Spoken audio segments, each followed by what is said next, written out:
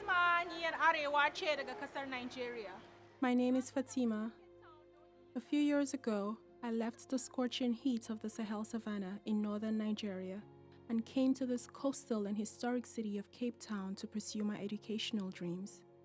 The profound story of a people who rose up from the throngs of apartheid and were willing to forgive and set this nation on a new path of healing and human dignity is one that has captivated the world. In many ways, the South African story has felt like a microcosm to my own life.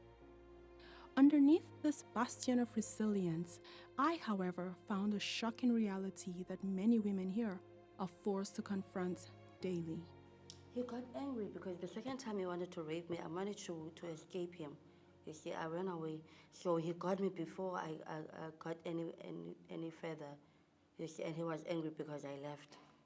So he took a brick, then he hit me with a brick. Then I collapsed. You see, I almost lost my baby because I bled a lot that day, I still remember. I met Busi 3 years ago. She comes from the Bantu ethnic group of Southern Africa. She was savagely attacked and raped while pregnant and left to die in a pool of her own blood. She managed to find the strength to speak out and get her attacker convicted and sent to prison. She's meeting with me today to share her story. First of all, when it happened, I was 4 months pregnant. You see, so I knew if I don't tell nobody, I'm gonna lose my child. You see, because it's an ex-boyfriend and he's very abusive. I never asked for this to happen to me. You see, yeah, I'm trying to make peace with it. It happened and it passed, and I don't want it to happen to my baby. And I feel like I'm being overprotective to my baby. You see, because sometimes I can't even let her go to play in a park because I'm scared maybe someone will take her and rape her.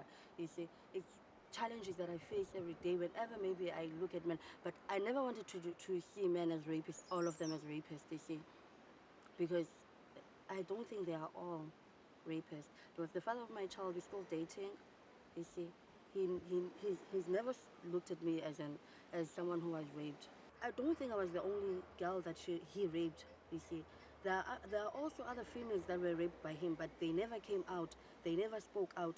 I told myself that when I started to open a case, I'm not only doing this for myself, I'm also doing this for the others who never spoke out. I tried to send out some threatening messages and tried to get some people to phone me, but I never looked back. Some people, they think it's right for being raped, but I don't think it's right for being raped. I will never like let anybody rape me and not tell anyone or try to get help or something. This is my body. I can sleep with whoever I want to sleep with my consent. Not like someone comes and want to rape me. I don't go with that.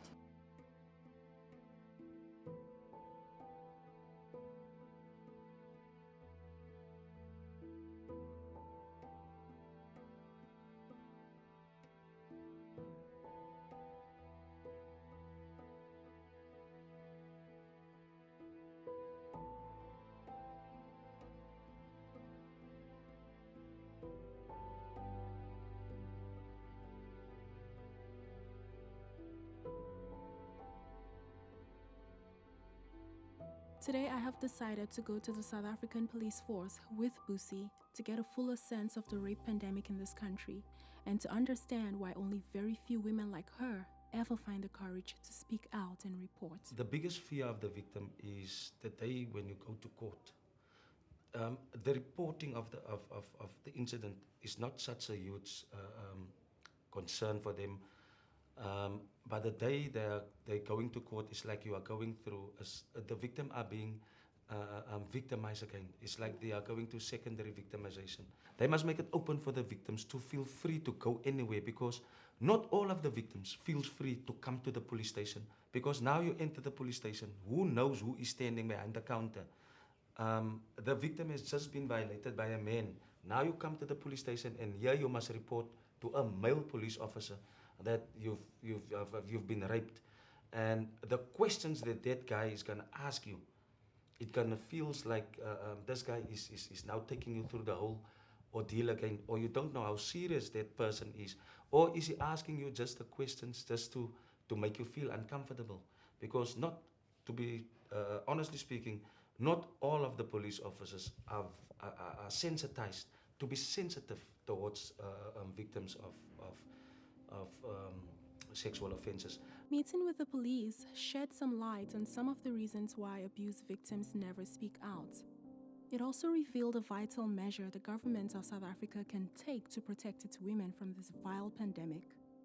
This is a battle in which women and children who have been abused do not have the emotional, physical, and psychological strength to fight. It's becoming clear to me now that speaking out after abuse is incredibly vital. But I'm beginning to wonder if structures in place make it difficult for women to speak out. Silence kills, Fatima. It kills. Many people died because they prefer, if maybe I'm not gonna be able to tell anyone about this, it's better if I end my life, you see. Society doesn't want to hear my story, or that of the many women who've been abused. You don't want to hear how a man who was 3 times my age ran his hands over my developing breasts. You don't want to hear how he asked me to pull down my pants to see how much of a woman I'm becoming. You don't want to hear that because it makes you uncomfortable, maybe even disgusted. Well, that's why I never spoke. That's why I kept quiet. I was disgusted at myself already. No need to disgust other people. Well, that was then. This is now. I'm no longer that innocent and confused little girl anymore, who was afraid and ashamed. I am no longer defined by the evil that was done to me. I will stay silent no more.